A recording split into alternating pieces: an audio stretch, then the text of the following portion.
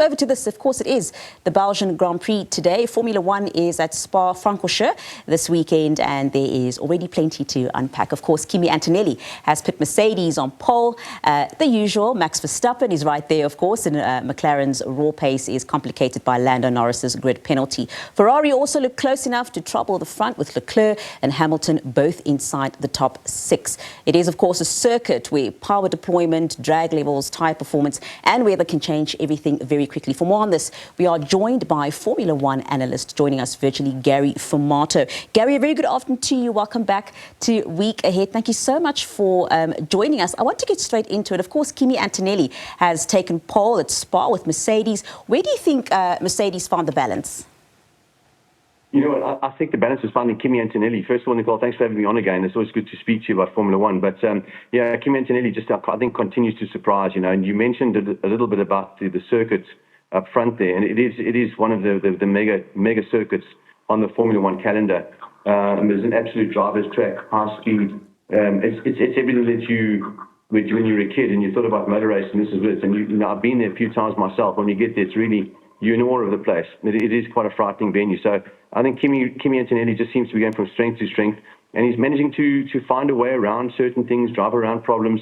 And remember, he comes into Formula One with no history of what was before. This is the generation of car that he's been introduced to, and he's just making it work. I think he's just going out there and absolutely enjoying what he's doing, and it's translating into the speed and the results. And it's, wherever you go, whether you're at Monaco now or at Spa-Francorchamps this weekend, Antonelli seems to have something for Mercedes-Benz to use. Looking at our usual suspect, Gary, Max Verstappen, of course, he's never far away from the front. Does he still have the ability to win races almost single-handedly, even when Red Bull doesn't have the fastest car? It's going to be hard here, Nicole. This is a track where, as you also mentioned, the engines, the power, you know, and also this year with the cars, when we've got the split between the electric and the internal combustion engine. You know, we've had issues at shorter tracks where the power's run out. That Ford haven't been given an upgrade like everybody else has either, you know, because the engine was believed or deemed to be fast enough. So I think this was another heroic lap by Max Verstappen to get the car up where it is.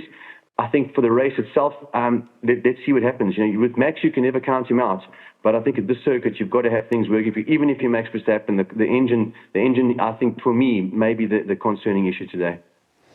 Of course, I have to look at my favourites, please, here, the McLarens. Lando Norris had the pace for the top 3, but carries a reported 10-place grid penalty. So how do you think this, you know, changes McLaren's race strategy? Do you think it might place more pressure on Piastri to deliver? Well, I'll tell you, first of all, Norris is, you know, it's a shame because they've been given the engine upgrade for this weekend. So they now have the same power unit that Mercedes-Benz have. So it's good to see Lando putting that to use. Couldn't have come at a better circuit, to be totally honest with you. So the penalties really hurt them. I think now McLaren, this is one of those damage control weekends where you say to the guys, go out there, keep the cars on the road, and bring home as many points as you possibly can. And as you quite rightly mentioned, the weather, yes, it has taken, you know, it's thrown the cat amongst the pigeons in Spa before. Whether it does today, who knows?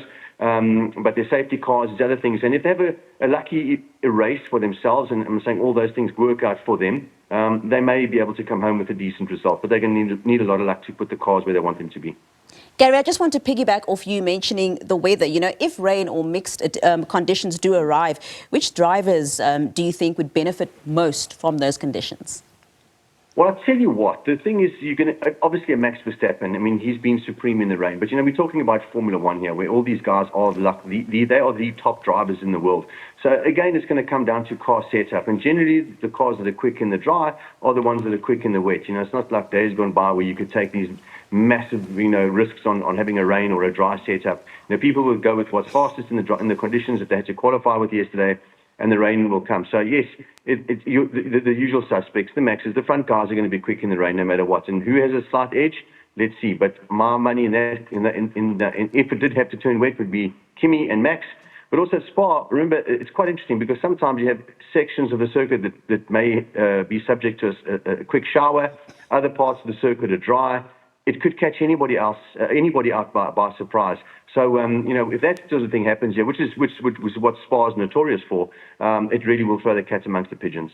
Taking a look at Ferrari, both Charles Leclerc and Lewis Hamilton close to the front, is this a genuine victory opportunity for Ferrari, or are they still likely to be limited by tyre degradation and race pace? Well, let's see. The tyre degradation is dictated to by the setup of the chassis and the aerodynamics. And if they've got that right, the tyre degradation is going to decrease, and they've got a far better chance in the race. Ferrari also is a team now where we've seen it. They're able to make the right strategy calls, and if they get all the maths right on the day, they are absolute winners. I think Hamilton's pace has been really good to see this year. His confidence, the way his season's going for him. I've loved seeing him back at the sharp end of the field. He's in the championship fight to a degree. So yes, they're going to want to do everything they can. But it's like anything in racing. You've got to get all the thousands of lines right on their setup sheet to make it all make it a possibility to win. You've spoken to the circuit earlier. With the new 2026 power units, Spa is being described as energy sensitive. How important will harvesting and deployment be, especially through our Rouge, Radillon and the Rundown Kemmel? Exactly. I mean, you go up through a Rouge, it's a huge climb up the hill there. You want absolute maximum power, going up the hill. If you go on an overtake, you're going to need that bit of extra as well. It's going to be critical because the straights are so long here. So, we've seen them having to back off, or the cars getting a little bit tired, should I say, towards some of the longer straights. How the driver's going to manage that, and it's not something to really get excited about in racing, to see how drivers manage taking their foot off and trying to harvest energy on circuits like this. You just want them to be able to go and just be free and run and up to the absolute maximum until the end of the straight. But it is a reality in today's Formula One, and it will be interesting to see who can actually manage it on a circuit like this. And for that sort of stuff, I've got to lean towards Max. I've got to lean to, again, any of the top drivers that has the ability and a bit of capacity left to, over and above the driving of the car, to manage all these different aspects like the harvesting and the power, which is going to be, as you said, critical at a circuit like this. Definitely. So I hear you say that you would lean towards Max Verstappen. If we look at the season so far in its entirety, which team would you think has, performed really well during the season, and, which drivers stand out to you? Well, I'm going to say Mercedes-Benz, to me, have been performing exceptionally well. They came out the blocks quick, and I've just been so impressed by Kimi Antonelli, who, in my opinion, just gets better and better as the races go by. I mean, this for me is not even 20 years old, leading the premier motorsport championship in the world against the best of the best, and it just doesn't seem to be phasing him. He's finding new ways to do things all the time. He's at the sharp end, as I said, whether it's Monaco or Spa, he's there. He's been the standout of the season for me, without a doubt. Talking about finding new ways around things, do you think the drivers are now finally adjusting to the new regulations?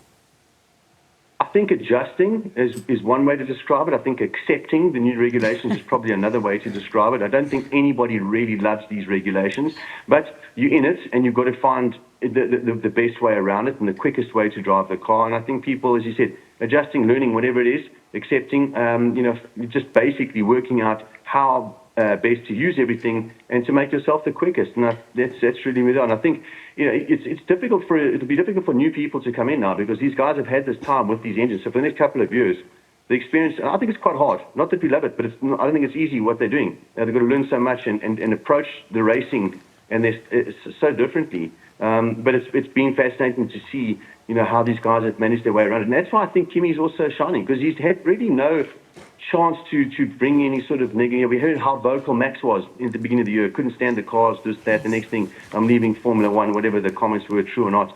But he wasn't happy. With Kimi's, well, you know what? This is my shot at the big time. I'm going to make it happen, and I think that's why it's working for him.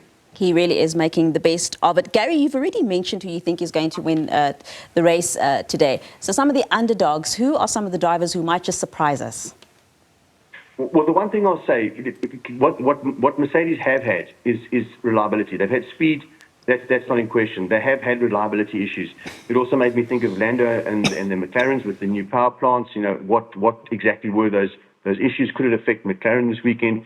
When you start looking at it like that, it could actually be anybody's race. And then if you say to yourself, well, look, Ferrari's been pretty good. They've been okay.